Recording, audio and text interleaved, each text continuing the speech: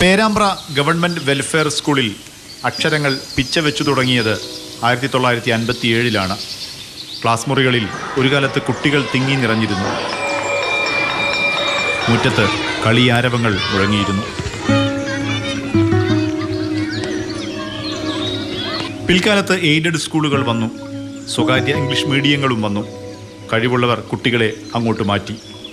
അതിന് കഴിയാത്തവരുടേത് മാത്രമായി welfare school ചുരുങ്ങി.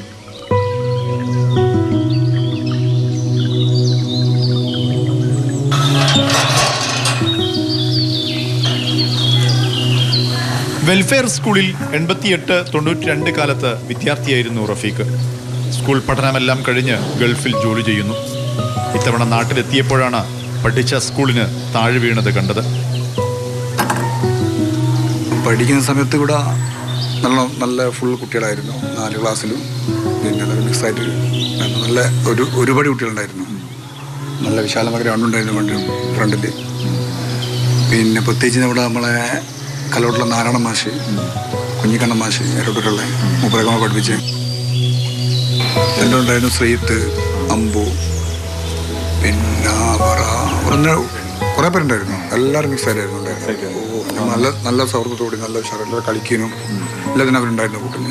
വെൽഫെയർ സ്കൂളിനെ കൈപിടിച്ചുയർത്താൻ ചില വൃദ്ധാശ്രമങ്ങൾ നടന്നിരുന്നു. മറ്റു കുട്ടികളെ ചേർക്കാൻ ആരും തയ്യാറായില്ല.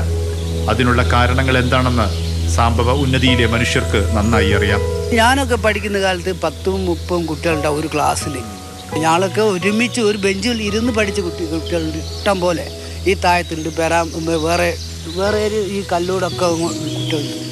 പക്ഷേ അങ്ങനെ കണ്ട ഒരു വിഷയം അന്നില്ലായിരുന്നു. ഇന്നാണ് വിഷയങ്ങൾ വന്നത്.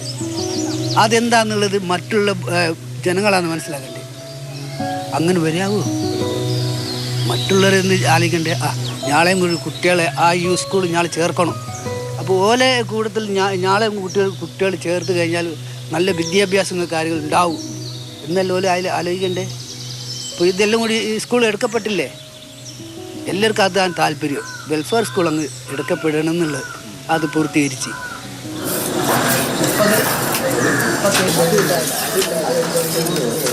ഇവിടെ നിന്ന് ഈ കോളനിയിൽ നിന്നുള്ള കുട്ടികൾ, ചർമ്മ കോളനിയിൽ നിന്നുള്ള കുട്ടികൾ അവിടെ പഠിക്കുന്നതുകൊണ്ട് ബാക്കിയുള്ള കുട്ടികൾ പുറത്തുനിന്ന് വരുന്നില്ല എന്നാണ് അറിഞ്ഞത്. അങ്ങനെയാണ് അടയ്ക്കാനുള്ള ചാൻസ് വന്നത്. പക്ഷേ ഇവിടുത്തെ കുട്ടികൾ ഇനി അങ്ങോട്ട് പോകുന്നില്ല എന്ന് പറഞ്ഞു. ഇവിടെയുള്ള കുട്ടികൾ അവിടെ വരുന്നതുകൊണ്ട് ബാക്കിയുള്ള കുട്ടികൾക്ക് അവിടെ ചേരാനും പഠിക്കാനും ഒന്നും കഴിയുന്നില്ല. അപ്പോൾ ഞങ്ങളവിടെ പഠിക്കുന്നില്ല.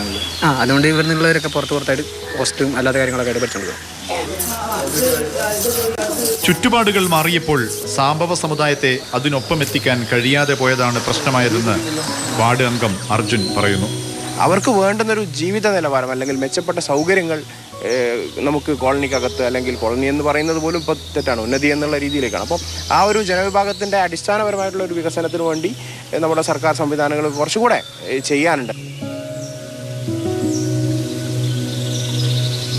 ജാതി, മതം തുടങ്ങി എല്ലാ വിഭാഗീയതകളും മറന്ന് നമ്മുടെ കുട്ടികൾ ഒരുമിച്ചിരിക്കേണ്ട ഇടമാണ് പൊതുവിദ്യാലയം. പക്ഷേ ഇവിടെ ജാതിയുടെ പേരിൽ ഒരു സർക്കാർ സ്കൂളിന് പൂട്ടുവീണിരിക്കുന്നു. ജോം ടി കെക്കൊപ്പം മുഹമ്മദ് ഷഹീദ്, മാതൃഭൂമി ന്യൂസ്, കോഴിക്കോട്.